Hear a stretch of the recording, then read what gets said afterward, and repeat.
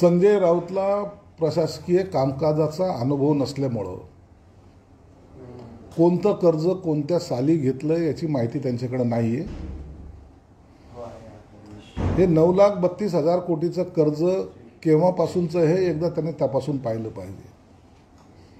आरोप करताना कोणत्या काळामध्ये किती कर्ज काढले याची आकडेवारी जर पाहिजे असेल तर त्यांनी निश्चित आमच्याकडून घ्यावी. परंतु बेछूट आरोप करणं हाच त्यांचा स्थायी स्वभाव झाल्यामुळं ते असे आरोप करत असतात आणि त्याचा आम्ही दखलसुद्धा घेत नाही. जाहीरनाम्यामध्ये ज्या दोन गोष्टी सांगितल्या तर तुम्ही लाडकी बहीण योजनेला 2100 रुपये देणार आणि शेतकऱ्यांची कर्जमाफी याचे उत्तर तुम्ही आता राज्याला दिले पाहिजे असं संजय राऊत म्हणतात. हो, सरकार येऊन 4 महिने झाले. तुम्ही सरकारमध्ये होते तेव्हा काय दिवे लावलेत? तुमच्या जाहीरनाम्यामध्ये नव्हतं का? मग तुम्ही 2.5 वर्षात काय केलंय? घरात बसून सरकार चालवलं ना. 4 महिन्याचं सरकार आताशी पहिलं अधिवेशन सुरू झालंय. योग्य वेळेला योग्य निर्णय घेणं हे सरकारची भूमिका राहिलेली आहे. म्हणून या सर्व बाबीवर सुद्धा योग्य तो निर्णय होईल याच्याबद्दल निश्चिंत राहिले पाहिजे. लाडकी बहीण योजनेवर काय यांचं मत आहे? सरकार कर्ज काढतंय, कुणाला देत आहे? मग तुम्ही सांगा ना एकदा की आमचा लाडकी बहीण योजनेला विरोध आहे, ती तुम्ही योजना बंद करावी. एकीकडे योजना चालू ठेवावी यासाठी आग्रही आहे, एकीकडे कर्ज काढलंय म्हणून आता सरकार कर्जाच्या खाईमध्ये चाललं म्हणून सांगतायत. दुपट्टी भूमिका जी घेत आहेत ही वारंवार ते घेत आलेली आहे. या महाविकास आघाडीच्या लोकांनी एकदा स्पष्टपणे सांगावं की सरकारने लाडकी बहीण योजना बंद करावी. बघा त्याचा परिणाम काय होतो. म्हणून या सरकारने आता जे पैसे देत आहेत ती योजना कायमस्वरूपी चालू राहील. लाडकी योजना बंद होणार नाही. सरकारावर जरी कर्जाचा डोंगर थोडासा वाढत असला तरी त्याच्यावरच्या उपाययोजना हे सरकार शोधतंय आणि त्या पद्धतीने सरकारसुद्धा आणखीन इन्कमिंग कसं होईल, आपला आर्थिक जो बोजा आहे तो कमी करण्यासाठी सरकार प्रयत्नशील आहे. एकनाथ शिंदे साहेबांनी सुरू केलेला आनंदाचा शिधा या योजनेसाठी निधीचा काहीच तरतूद झाली नाही, त्यामुळे ते पण बंद होणार का? नाही, तसं बंद होण्याचा तर मार्ग नाहीच आहे. परंतु या पूर्ण मागण्यामध्ये आता सोमवारच्या अधिवेशनामध्ये याच्यावर निर्णय निश्चित होईल. एकीकडे एकनाथ शिंदे असं म्हणतात की लाडकी बहीण योजना बंद होणार नाही, तर दुसरीकडे रामदास कदम असं म्हणतात की 10 योजना चालू होतात तरी योजना बंद केली जाते. एकनाथ शिंदे साहेबांनी जी योजना चालू केलेली आहे ती कायम चालू राहील. कदमाने जे काही स्टेटमेंट केलं की 10 योजना त्याच्या अनुषंगाने चालू करता आल्या असत्या, हे बरोबर आहे. परंतु 10 योजनेच्या बरोबरीचा फायदा या सरकारला सुद्धा एका लाडक्या बहीण योजनेमुळे झालेला आहे हे विसरता कामा नये. म्हणून ही जी काही सत्तांतर झालेले किंवा ही सत्ता ज्या पद्धतीने बहुमतात आलेली त्याचं कारण सुद्धा लाडकी बहीण योजना आहे हे विरोधक सुद्धा मान्य करतात. म्हणून आम्ही या योजनेला कुठेही खंड पडू देणार नाही, बंद होऊ देणार नाही. नगरविकास विभागाच्या 10,000 कोटीच्या निधीला कात्री लावण्यात आलेला आहे, त्यामुळे अनेक आमदार आता नाराजी हळूहळू व्यक्त करतात. काही योजना या निश्चित आम्ही मान्य करतो की सरकारचा असलेला बोजा हा जर कमी करायचा असेल तर काही योजनेला कात्री ही थोड्या बहुत प्रमाणात लावली गेलेली आहे, हे नाकारता येत नाही. परंतु जशी परिस्थिती सुधारेल त्या टायमाला या सर्व निधी पुन्हा त्यांच्याकडे वर्ग करण्यात येतील. जयंत पाटील लवकरच वेगळा निर्णय घेतील असं अमोल विटकरी म्हटले. जयंत पाटलाबद्दल मी पहिलेच वक्तव्य केलेले की ते जास्त काळ त्या राहण्याच्या मनस्थितीत नाही आहेत. तुम्हाला एक सांगतो की लवकरच शरद पवारच्या राष्ट्रवादीमध्ये भूकंप येईल. जयंत पाटील हे तुम्हाला अजितदादाच्या राष्ट्रवादीमध्ये सामील झालेले दिसतील. सरकारमध्येच नेते सुधीर मुनगंटीवार असं म्हणजे की शेतकऱ्यांना कर्जमाफी देण्यासाठी का गावात डेअरिंग करा म्हणतात. डेअरिंग जरूर करू. सुधीर भाऊसारखे नेते बरोबर असल्यानंतर डेअरिंग करायला काही हरकत नाही. ते अर्थमंत्री राहिलेले आहेत, त्यांनीसुद्धा अनेक अर्थसंकल्प सादर केलेले आहेत. त्यांना परिस्थितीची जाण आहे, कोणत्या वेळेला निर्णय घ्यायचा आहे याचीसुद्धा जाण त्यांना आहे. म्हणून आम्हीसुद्धा योग्य वेळेला तो निर्णय घेऊ. नितेश राणे यांनी वेगवेगळे प्रश्न पडलेले राज्यात, पण झटका मटणावरून जे वक्तव्य केलं ते कितपत योग्य आहे? हा एवढा जीवनमरणाचा प्रश्न राहतो. नाही, आता मग नितेश राणेंनी काय वक्तव्य केलं त्याच्याशी मी सहमत नाही आहे. हे असे प्रश्न उपस्थित करून नेमकं त्यांना काय सांगायचं हे मलाही कळालेलं नाही. ते त्यांचं वैयक्तिक मत आहे. सरकार त्या भूमिकेशी सहमत बिलकुल नाही आहे. म्हणून अजितदादांनी त्याबद्दल स्पष्टीकरण सुद्धा दिलेलं आहे. आणि असे प्रश्न उपस्थित करून पुन्हा वेगळं कडे वातावरण घेऊन जाण्यापेक्षा आपण महाराष्ट्राच्या विकासावर बोललेलं कधीही चांगलं. लीलावतीमध्ये काळ्या जादूचे प्रयोग झाले असे काहीतरी माहिती बाहेर आलेली, त्याच्यावर सुद्धा बरीच चर्चा, मतांतर सुरू होते. काय चाललेलं आहे राज्यात महत्वाच्या प्रश्नावर चर्चा होते. लीलावतीमध्ये काही काळी जादू झाली असेल, कदाचित बांद्राचे लोक तिकडे गेले असावेत म्हणून ही काळी जादू केली असावी, परंतु त्याची कल्पना आम्हाला नाही.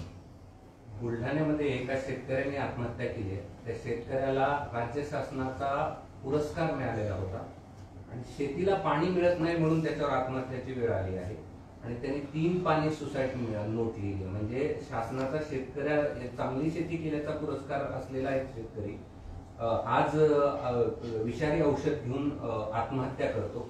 आपण ज्या पक्षाचं, आपल्या पक्षाचं जे नेतृत्व करणार ते देखील एक शेतकरी आहे. या सगळ्याविषयी तुमचं काय मत आहे? हे बघा, बुलढाण्याच्या शेतकऱ्यांनी केलेली आत्महत्या ही सगळ्याच्या मनाला चटका लावून जाणारी आहे.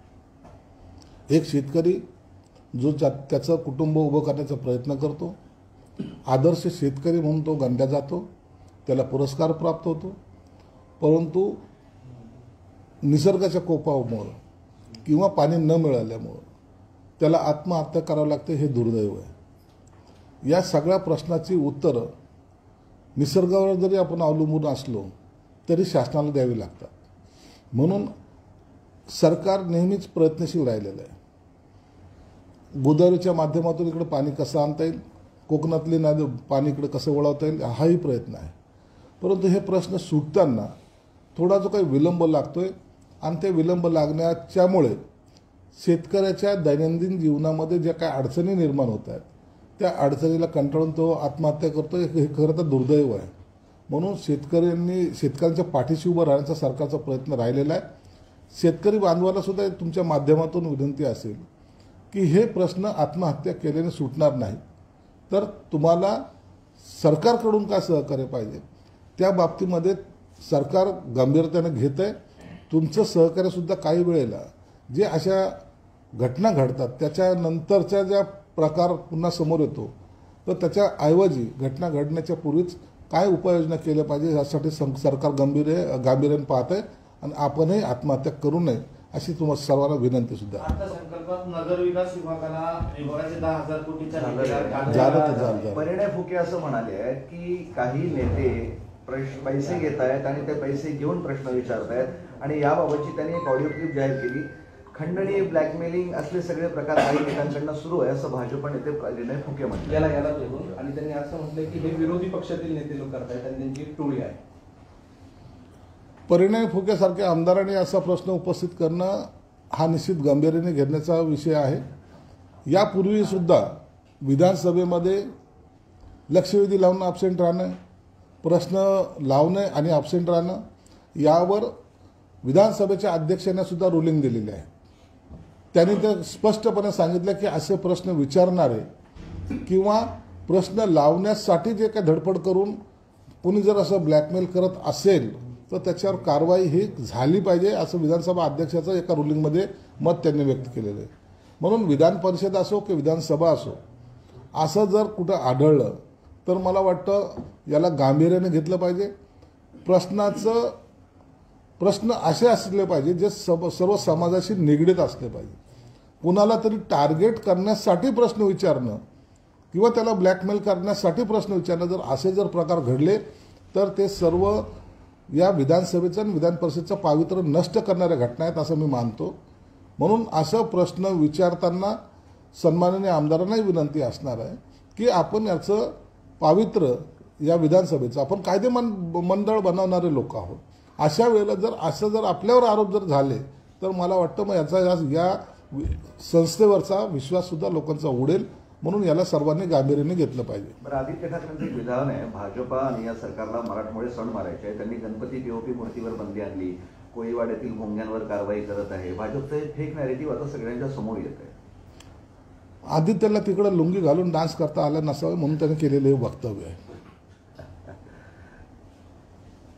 2.5 वर्षामध्ये कोणतं परमिशन दिलं हो तुम्ही? गोविंदा कोणी चालू केला हो? गणपती उत्सव कोणी चालू केले हो? 31 कोणी साजरा केला हो? हे सर्व आम्ही आमच्या सरकारच्या काळामध्ये सर्व सणाला आम्ही परमिशन दिलेली आहे. परंतु नाहक काहीतरी आमच्या वरळीमध्ये काहीतरी घडतंय. वरळी काय पाकिस्तानात आहेत का? तुम्हाला तो वाटत असेल, परंतु वरळीतले बांधव, कोळी बांधव हे आमचे आहेत. म्हणून त्यांना असं परमिशन अडवण्याचा किंवा न देण्याचा असं काही प्रश्न उद्भवत नाही. तुम्हाला लुंगी डान्स करायचा असेल तर तुम्ही करू शकता. तुमचा आता व्हिडिओसुद्धा आम्ही पाहिलेला आहे. आपणही चांगला डान्स करतात. भविष्यामध्ये तुम्हाला यासाठी जर विशेष परमिशन पाहिजे असेल तेही सरकार द्यायचा प्रयत्न सरकार निश्चित देईल, एवढी मात्र नक्की. मंत्रिपद न मिळाल्यामुळे मी नाराज नाही आणि तुझसे नाराज नाही मैं जिंदगी, असं मुनगंटीवार विधानसभेत बोलले. मुनगंटीवारचं हे भाजपच्या अंतर्गत प्रश्न आहे, त्यावर भाष्य करणं योग्य नाही आहे. मुनगंटीवार सुद्धा एक ज्येष्ठ नेते आहेत, अनुभवी नेते आहेत. म्हणून मुझसे नाराज है जिंदगी हे त्यांनी त्यांच्या वरिष्ठाकडे जर ती खंत व्यक्त केली तर त्याच्यातून मला वाटतं मार्ग सुद्धा निघेल. तर एक विषय असा होता की राईट टू एज्युकेशन, शिक्षण हक्क कायदा संपुष्टात आणण्यासाठी राज्यातल्या जवळपास 3,000हून अधिक शाळा अल्पसंख्याक केल्या गेल्या आणि ते आणखी बेव होते. सामाजिक न्यायाची भूमिका असल्या विभागाकडून लोकांच्या अपेक्षा आहेत, कारण SC ST OBC मागास असतील किंवा आर्थिकदृष्ट्या मागास असतील त्या विद्यार्थ्यांना त्यांच्या घराच्या जवळच्या चांगल्या शाळेत प्रवेश मिळत नाही. काय तुमची भूमिका आहे? काही शाळेने जाणून बुजून आपल्या शाळेचा दर्जा बदलून अल्पसंख्याकामध्ये घेण्याचा प्रयत्न करतायत.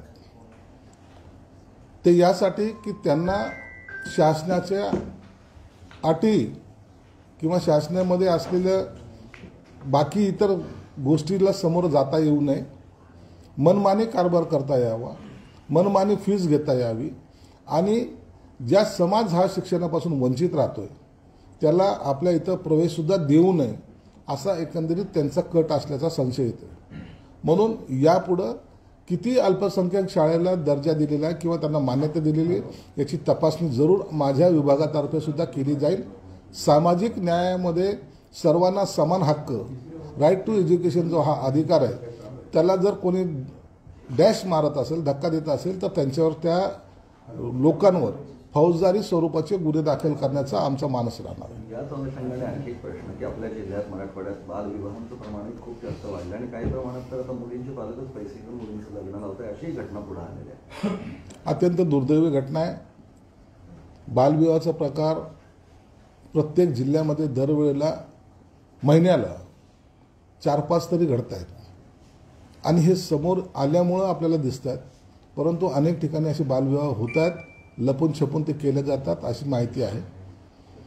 त्या ठिकाणच्या सर्व अधिकाऱ्यांनी याच्यावर लक्ष ठेवलं पाहिजे. बालविवाहामध्ये पैसे घेऊन मुली विकणंच हा एकंदरीत प्रकार आता मराठवाड्यामध्ये घडायला सुरुवात झालेला आहे. त्याला काही लोक फूससुद्धा लावत आहेत. म्हणून अशा प्रकारे जर कोणी करत असेल तर त्या संबंधितावर कडक कारवाई करण्याची सरकारतर्फे सूचना दिल्या जातील. दुसऱ्या क्रमांकाचं संख्याबळ असूनही सत्तेमध्ये सापत्न वागणूक दिली जात असल्याचा आरोप करून काही आमदार नाराज असल्याचे समोर आलेलं आहे. नाही, आमचे आमदार नाराज असण्याचा काही प्रश्न नाही. आम्ही मुळात शिंदे साहेबांच्या नेतृत्वात काम करतो आणि शिंदे साहेबांच्या आदेशाच्या बाहेर एक पाऊलही आम्ही टाकत नाहीत. नाराजगी जर आमची असते तर आम्ही ते शिंदे साहेबांसमोर व्यक्त करू. शिंदे साहेब त्याच्यावर निर्णय घेत असतात. म्हणून महायुतीमध्ये आतापर्यंत तरी कोणत्याही प्रकारचा बेबनाव नाही आणि जर असा जर काही घटना जर घडल्या तर त्याचा निश्चित दखल घेतली जाईल. राज्यात 70% बनावट पनीर आहे. भाजपच्या आमदारांनी विधानसभेतच हे सगळं सरकारला घरचं आहे. 5 कोटीची भाजपच्या आमदारांनी विधानसभेत काय दाखलं? बनावट पनीर बनावट पनीर आहे, बनावट दुधामध्ये भेसळ आहे. हे काही भागातले लोक करतायत याची माहिती सरकारकडे आहे आणि सरकार त्या दिशेने योग्य ते पाऊल सुद्धा उचलतं. बीडमध्ये बीडच्या पोलीस अधीक्षकांनी एक नवीन उपक्रम राबवला आहे. पोलिसांच्या जी नेमप्लेट आहे त्यातनं आडनाव काढून टाकला आहे आणि पोलीस म्हणून त्यांना ओळखलं जावं यासाठी त्यांनी हा निर्णय घेतलाय. म्हणजे कुठेही म्हणजे आडनाव असणार नाही पोलिसांचं. फक्त गेल्या काही महिन्यापासून बीडमध्ये ज्या काही घटना घडत आहेत त्या बीडच्या घटना हिंसक जरी असल्या तर त्याला जातीवादाचा रंग दिला जातो. मग एखाद्याचं आडनाव काय आहे त्याच्यावरून त्याची जात ठरवली जाते आणि ते जातीच्या आधारावर त्याच्याशी बोललं जातं. मग पाटील आहे म्हणजे हा मराठा आहे, ढाकणे आहे म्हणजे हा वंजारा आहे, हा आपला माणूस आहे, हा आपला माणूस आहे. हा जो काही पोलीस खात्यामध्ये का असाना जो फरक जाणवायला लागला होता तो जाणवू नये. नावच फक्त असावं, नाव असल्यामुळं त्याची जात कळत नाही आणि मग त्याला समान तुम्हाला न्याय देताना सुद्धा अडचण येत नाही. नसता पोलिसांना सुद्धा काही समाजकंटक तू आमचा माणूस आहेस, आम्हाला सहकार्य कर अशी जी काही भूमिका घेतली त्याच्यामुळं पोलीस अधीक्षकांनी एक चांगला निर्णय घेतलेला आहे, त्यांचं आम्ही स्वागत करतो. आडनावामुळं जात दिसते आणि जातेमुळं सहकार्य मिळण्याची भावना निर्माण होते. हे न करता कायद्याच्या नुसारच काम केलं पाहिजे ही त्यांची भूमिका आहे आणि अशी भूमिका प्रत्येकाची असली पाहिजे असं आमचं मत आहे. राज्यात काय राबवलं जावं, राज्याचं निश्चित राबवलं जावं, निश्चित राबवलं जावं. फक्त आडनावावरून जर तो माणूस कार्यक्षम तुम्हाला वाटत असेल तर हे चुकीचं आहे किंवा त्याच्यामुळं जर त्याच्या कार्य करण्यामध्ये अडचण येत असेल तर ही आडनावाची प्रथा ही काढली तर कधीच निश्चितच त्याचं स्वागत महाराष्ट्रात केलं जाईल. तर पोलीस काही गंध लावतात, जाती सूचक गंध असेल किंवा विभूती असेल, हे सुद्धा बंद झालं पाहिजे. नाही, गंध लावणं, माळ घालणं किंवा अंगठ्या घालणं याला काही तुम्हाला बंधनकारक करता येणार नाही. हा त्याचा धार्मिकतेचा प्रश्न आहे. परंतु नावामुळं ही जात दिसते एवढं मात्र निश्चित आहे. गंध लावण्याला कोणीही विरोध करणार नाही.